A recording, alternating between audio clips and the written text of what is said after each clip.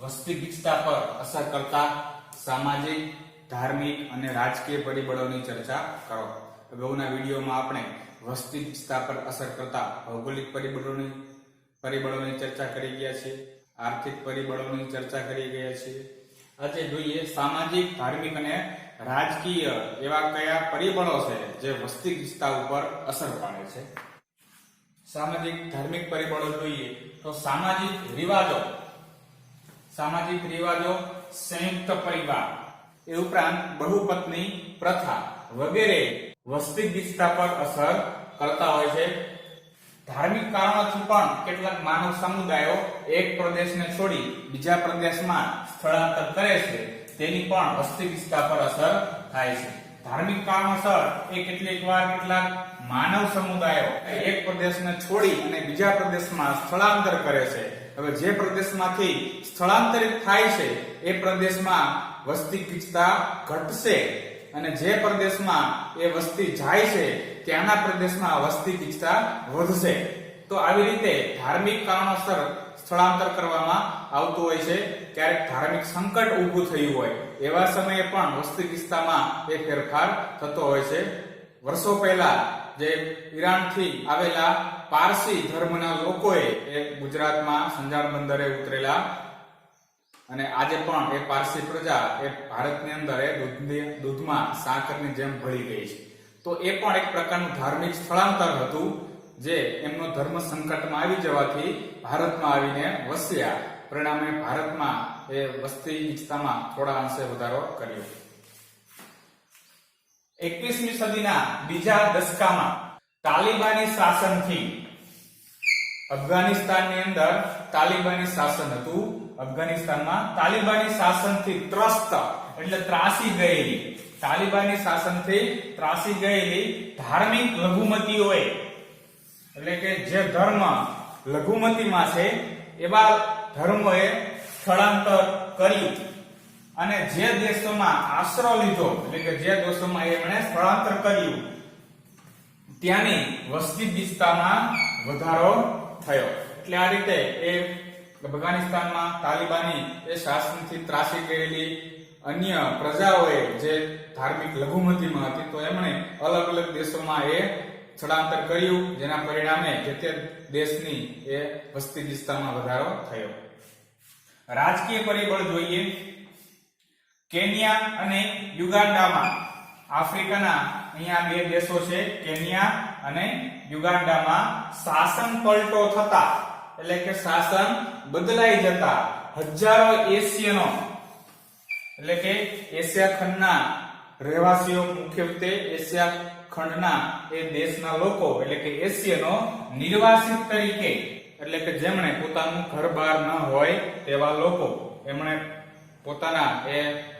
પોતાનું ઘર-બાર બધું છોડી અને તાત્કાલિક સ્થળાંતર કરવું પડ્યું. નિર્વાસિત તરીકે યુકે, એટલે કે યુનાઇટેડ કિંગડમ, એનું આખું નામ છે યુનાઇટેડ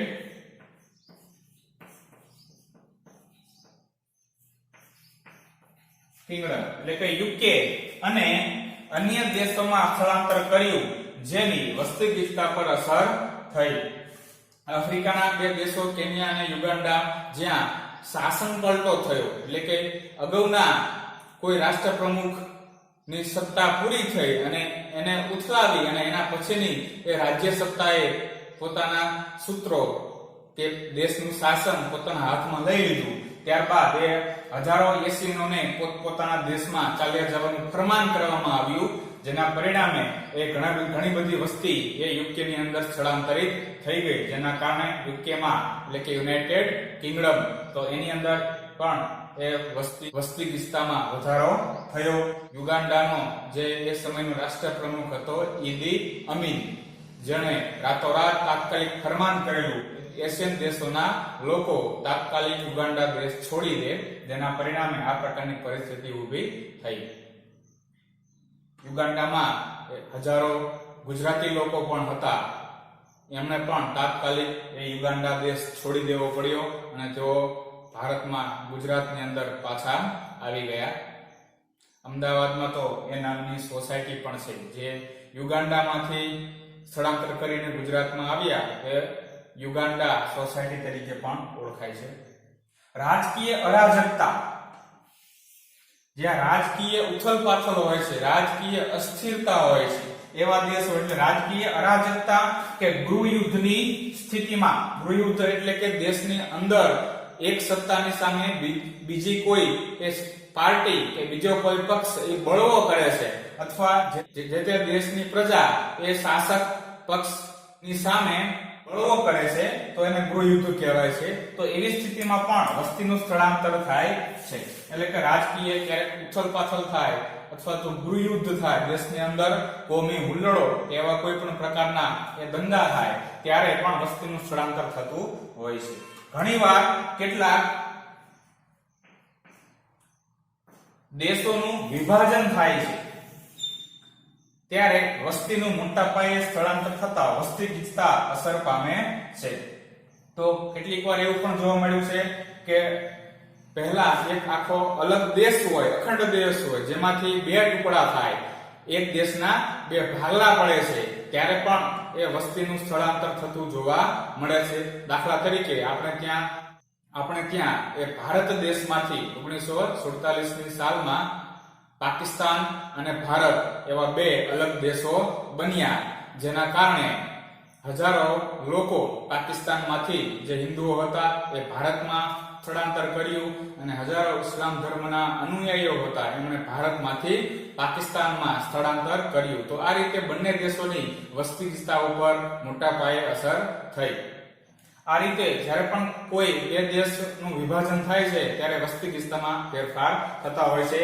તો નકશામાં પણ આપણે તમે જોઈ શકો છો કે ભારત અને પાકિસ્તાનના બંનેના ભાગલા પડ્યા. એનું બેસ્ટ ઉદાહરણ છે રાજકીય પરિબળનું ભારત અને પાકિસ્તાનના ભાગલા. એના કારણે જે તે દેશની વસ્તી ગીચતા ઉપર અસર થાય છે.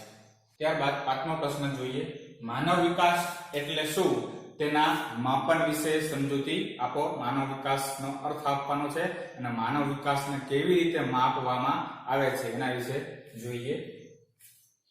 તો પહેલાના સમયની અંદર માનવ વિકાસ એટલે માથાદીઠ આવક સાથે જ એને સરખાવવામાં આવતું, પણ સમય જતા એ ખ્યાલ પડ્યો અર્થશાસ્ત્રીઓને પણ કે માત્ર માથાદીઠ આવક એ વિકાસની માત્રા જાણવાનો એ ખરો ઉપાય નથી, પરંતુ માથાદીઠ આવકની સાથે જીવનની ઉચ્ચ પ્રકારની ગુણવત્તા હોવી પણ જરૂરી છે. એટલે કે જીવનની ગુણવત્તા એને પણ એ માનવ વિકાસમાં એ સમાવેશ કરવામાં આવ્યો. એટલે કે જીવનની ગુણવત્તા કેવા પ્રકારની છે એના આધારે માનવ વિકાસ માપવામાં આવે છે વર્તમાન સમયમાં. તો માનવ વિકાસ એટલે માનવની વિકાસ આકાંક્ષાઓ એટલે આકાંક્ષાઓ અને જરૂરી હોય તેવી જીવન નિર્વાહની સુવિધા, વ્યક્તિને સારું જીવન જીવવાની જે સુવિધા હોવી જોઈએ એ જીવન નિર્વાહની સુવિધાઓ વિસ્તારવાની એક પ્રક્રિયા છે. માનવ વિકાસ એ માનવની વિકાસ આકાંક્ષાઓ અને જરૂરી હોય તેવી જીવન નિર્વાહની સુવિધાઓ વિસ્તારવાની પ્રક્રિયા એટલે માનવ વિકાસ. માનવ વિકાસનો મુખ્ય હેતુ જીવનની ગુણવત્તાને વધારે સારી બનાવવાનો છે અને ઊંચે લઈ જવાનો છે. તે માટે માનવીની ખોરાક, વસ્ત્ર, રહેઠાણ વગેરે પાયાની જરૂરિયાતો અથવા તો વગેરે પ્રાથમિક જરૂરિયાતો સંતોષવી જરૂરી બને છે. ખોરાક, વસ્ત્ર અને રહેઠાણ એ માનવીની મૂળભૂત જરૂરિયાત છે. દુનિયાના કોઈ પણ ખૂણામાં કોઈ પણ માનવી વસતો હોય તો એની આ મુખ્ય જરૂરિયાત, પાયાની પ્રાથમિક જરૂરિયાત છે, જેને આપણે રોટી કપડા ઓર મકાનના નામે પણ ઓળખીએ છીએ. રોટી કપડા ઓર મકાન એ નામનું વર્ષો પહેલા એ ફિલ્મ પણ આવી ગયેલું છે, હિન્દી ફિલ્મ. તો એની અંદર એ ગરીબાઈની અને વિકાસ અને માનવીની પાયાની જરૂરિયાતો સંતોષવા બાબતે એ ફિલ્મમાં ભાર મૂકવામાં આવેલો છે. તો માનવીની ખોરાક, વસ્ત્ર અને રહેઠાણ એ ત્રણે ત્રણ પાયાની જરૂરિયાતો છે. જ્યારે આ ત્રણ જરૂરિયાત સંતોષાઈ જાય ત્યારબાદ જ માનવી આગળની કોઈ જરૂરિયાત સંતોષવા માટે એ પોતે ઈચ્છા રાખતો હોય છે અને પ્રયત્ન કરતો હોય છે. તો સૌથી પહેલા એ પાયાની જરૂરિયાત સંતોષવી જરૂરી છે. ત્યારબાદ માનવી એ આરોગ્યની જરૂરિયાત સંતોષવા તરફ પ્રેરાય છે. ત્યારબાદ શિક્ષણની જરૂરિયાત આવે છે અને છેલ્લે મનોરંજનની જરૂરિયાત આવે છે. મનોરંજન એ જીવન જીવવા માટે પાયાની વસ્તુ નથી, પરંતુ સૌથી પાયાની જરૂરિયાત છે ખોરાક, વસ્ત્ર, રહેઠાણ. ત્યારબાદના ક્રમે માનવીનું આરોગ્ય અને માનવીનું શિક્ષણનું ધોરણ અને ત્યારબાદ મનોરંજનની સેવા આવે છે. દાખલા તરીકે કોઈ વ્યક્તિ એ ભૂખ્યો હોય, એને કંઈ ખાવાનું ના મળ્યું હોય, તો એ વ્યક્તિ હંમેશા પહેલા એ ખોરાક મેળવવા માટે પ્રયત્ન કરશે અને એની પાસે જ્યારે થોડા પૈસા આવશે તો એ વ્યક્તિ સીધી ખોરાક મેળવવા માટે એનો વપરાશ કરશે. વ્યક્તિ ભૂખ્યો હોય તો એ ફિલ્મ જોવા માટે એ પૈસાનો ખર્ચ કરશે નહીં, પણ પહેલા જરૂરિયાત છે એની ખોરાક, તો એ પહેલા ખોરાક મેળવશે. માત્ર માથાદીઠ આવક વધવાથી માનવ વિકાસ થતો નથી. માત્ર માથાદીઠ આવક વધે એટલે માનવ વિકાસ થઈ ગયો એવું કહી શકાય નહીં. સાથે સાથે જીવનની ગુણવત્તા પણ ખૂબ અગત્યની છે. માનવ વિકાસ માટે સમાનતા, સ્થિરતા, ઉત્પાદકતા અને સશક્તિકરણ આ ચાર બાબતો એ પાયારૂપ છે. માનવ વિકાસ માટે આ ચારેય બાબત જે તે દેશના અર્થતંત્ર પાસે એ હોવી જોઈએ. રાષ્ટ્રની ઓછી વસ્તી, કુદરતી સંસાધનોની વિપુલતા, એટલે કે કુદરતી સંસાધનો પ્રચુર માત્રામાં હોય, ખૂબ વધારે માત્રામાં કુદરતી સંસાધનો હોય, જેવા કે ભૂમિ, જળ, જંગલો, ખનિજ સંપત્તિ વગેરે કુદરતી સંસાધનો છે. તો એની વિપુલતા એટલે કે પુષ્કળ પ્રમાણમાં કુદરતી સંસાધનો મળી રહેવા જોઈએ અને સંસાધનોના ઉપયોગની પૂરતી ક્ષમતાઓ. સંસાધન જે તે દેશ પાસે સંસાધન તો હોય છે, પરંતુ એ સંસાધનનો ઉપયોગ કેવી રીતે કરવો એ માટેની જે તે દેશ પાસે પૂરતી ક્ષમતા ન હોય કે એ દેશ પાસે એ સંસાધનનો ઉપયોગ કરવાની ટેકનોલોજી ન હોય તો પણ માનવ વિકાસ થઈ શકતો નથી. દાખલા તરીકે આફ્રિકામાં જામ્બિયા દેશ છે, તો ત્યાં એ દેશની અંદર વિપુલ પ્રમાણમાં ખનિજ સંપત્તિ છે. સોનું પણ વિપુલ પ્રમાણમાં એની ખાણોમાં ઉપલબ્ધ છે, પરંતુ એ દેશ પાસે યોગ્ય ટેકનોલોજી નથી કે એને બહાર કાઢી શકે અને એને પ્રોસેસ કરી શકે. તો એ સંસાધન એ ઉપયોગી બનતું નથી. તો સંસાધનને મેળવવા માટે જે તે દેશ પાસે પૂરતી ક્ષમતા હોવી જરૂરી છે. વગેરે પરિબળો માનવ વિકાસ માટે મદદરૂપ બને છે. રાષ્ટ્રની ઓછી વસ્તી પણ એ મહત્વનું એ પરિબળ છે. વધારે વસ્તી હોય દેશમાં તો માનવ વિકાસ એ યોગ્ય ઝડપે થઈ શકતો નથી, કારણ કે વધુ વસ્તી હોવાથી કુદરતી સંસાધનો ઉપર દબાણ ઊભું થાય છે. પરિણામે માથાદીઠ એ કુદરતી સંસાધન એ ઓછું ઉપયોગમાં લઈ શકાય છે. એથી ઉલટું રાષ્ટ્રની વસ્તી ઓછી હોય તો કુદરતી સંસાધનો પણ એ માથાદીઠ રીતે વધારે વાપરી શકાય છે અને માનવ વિકાસ સાધી શકાય છે. આગળ જોઈએ આ જ પ્રશ્નના જવાબ તરીકે. પ્રજાની 3 આકાંક્ષાઓ એટલે કે ઈચ્છાઓ હોય છે. પહેલું, લાંબુ અને તંદુરસ્ત જીવન જીવવું. દરેક વ્યક્તિ ઈચ્છતો હોય છે કે પોતે લાંબુ જીવન જીવે છતાં પણ તંદુરસ્ત જીવન જીવે, રોગ રહિત જીવન જીવે. 2, સાક્ષર અને સારસ્વત બનવું, એટલે કે અક્ષર જ્ઞાન મેળવવું અને ગુણવત્તાવાળું શિક્ષણ મેળવવું. 3, ઉત્તમ જીવન માટેના આવશ્યક સાધનો ઉપલબ્ધ કરવા, આવકના સાધનો ઉપલબ્ધ કરવા, ઉત્તમ જીવન જીવવા માટે જે જરૂરી સાધનો હોય એને મેળવવા. તો માનવ વિકાસ આંકને અમેરિકન ડોલરની ખરીદ શક્તિથી મૂલવવામાં આવે છે. માનવ વિકાસ કોઈ દેશનો કેટલો છે તો એના માટે અમેરિકન ડોલરની ખરીદ શક્તિથી એને મૂલવવામાં આવે છે, એનું મૂલ્યાંકન કરવામાં આવે છે. વર્ષ એટલે કે ઈસવીસન 2015 ની સાલમાં બહાર પાડવામાં આવેલા માનવ વિકાસ અહેવાલમાં કુલ 188 દેશોનો સૂચક આંક, એક પ્રકારનો ઇન્ડેક્સ છે, માનવ વિકાસ ઇન્ડેક્સ સૂચક આંક બહાર પાડવામાં આવેલો. એ પણ સાલ અને આંકડો યાદ રાખજો. એમસીક્યુ માં કે ટૂંકા પ્રશ્નોમાં અવારનવાર પૂછાય છે. કયા સાલમાં? તો વર્ષ 2015 ની સાલમાં 188 દેશોનો માનવ વિકાસ આંક બહાર પાડવામાં આવેલો. જેમાં પ્રથમ ક્રમે આવે છે યુરોપનો નોર્વે દેશ, જે તમે નકશામાં જોઈ શકો છો. બીજા ક્રમે આવે છે ઓસ્ટ્રેલિયા ખંડનો ઓસ્ટ્રેલિયા દેશ, નકશામાં જોઈ શકો છો. ત્રીજા ક્રમે આવે છે યુરોપનો સ્વિટ્ઝરલેન્ડ દેશ, જે ત્રીજા ક્રમે પ્રાપ્તાંક મેળવે છે. તો દર વખત એ માનવ વિકાસ અહેવાલ બહાર પાડવામાં આવતો હોય છે અને માનવ વિકાસ આંક હંમેશા 0 થી 1 ની વચ્ચે એ આપવામાં આવતો હોય છે. કોઈ દેશનો માનવ વિકાસાંક 0 પણ ન હોઈ શકે, કોઈ દેશનો માનવ વિકાસાંક 1 પણ ન હોઈ શકે.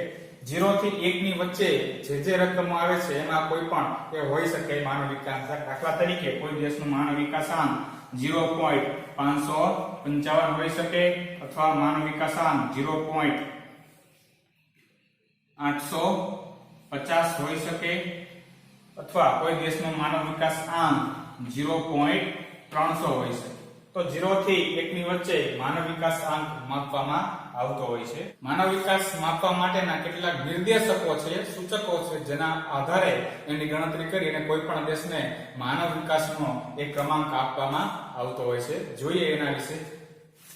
માનવ વિકાસ આંક કેવી રીતે કાઢવામાં આવે છે? તો માનવ વિકાસ નું માપન કરવા માટેના કુલ 3